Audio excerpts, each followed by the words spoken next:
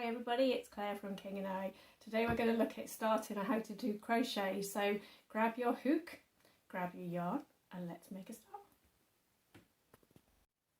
Okay, so today we're going to look at doing some crochet and we'll start with the slip knot.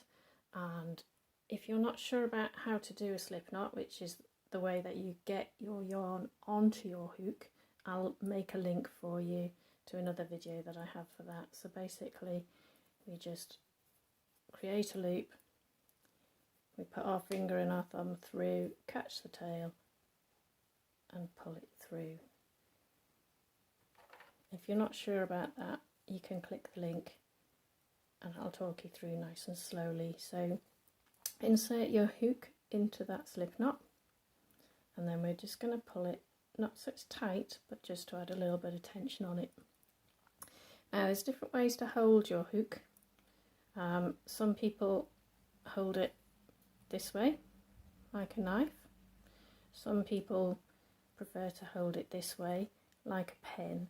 That's the way I tend to use it, but there's no right or wrong ways. It's just a case of playing around until you find something that you're comfortable with. And then to hold your yarn, obviously we have our tail yarn here, which we're going to take out of the way. And we also have our working yarn here. Now, people hold it different ways, the same as we talked about with the knitting. So the way I hold mine is I wrap it around my small finger and then I take it up and over my forefinger, which just helps to give me a little bit of tension when I've got hold of the tail here and then holding the working yarn here. Now to start our crochet, it's different to knitting because on knitting we hold all of our work on the needle. Crochet is slightly different in that we work a stitch and then we drop it off. So we're going to start with, rather than casting on stitches all the way onto our hook the way we would with knitting, we start with a foundation chain. So to do the chain, we've got our slip knot on our hook and we literally take our yarn and we yarn over the hook and then we catch that end of yarn, pull it up and through our loop. Okay, let me show you that again. Yarn over, pull it through the loop. Now if you were to hold your hook the other way, the knife grip way, you do that slightly differently. So you would twist your yarn and twist your hook and catch it this way and then turn your hook back round and pull your yarn through. So let me show you that again. Twist your yarn, so it's twist your hook so it's facing up, wrap it over and then pull it through.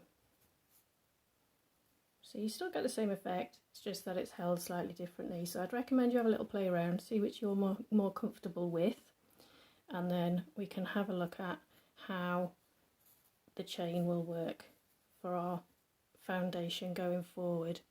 Now let's just have a little talk about what we've got here. So these are the chains that we've just made and you can see that they're a kind of little V shape.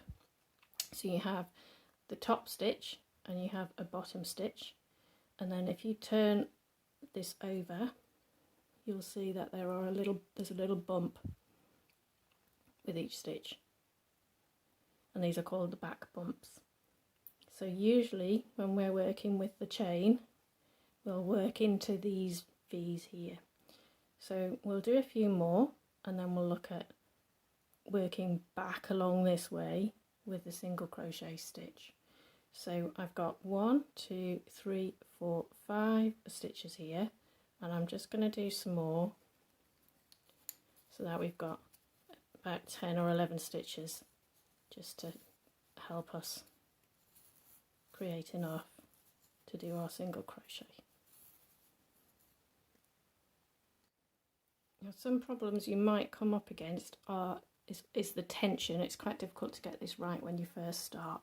So if you have yarned over and then you are struggling to get this through your loop, that's because you've pulled this loop too tight.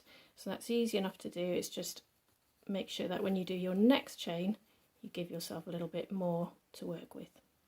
And obviously the opposite to that is if you, when you're doing your chain, you end up with great big loops like this, then obviously you've left your yarn too loose. So you want to try and get something that is quite even, and it takes a little bit of practice. So it's worth just having a go, and then it's easy, really, really easy, just to pull this out if you're not happy with the tension you've got, and to redo your chain until you've got something that you're happy with that's nice and even.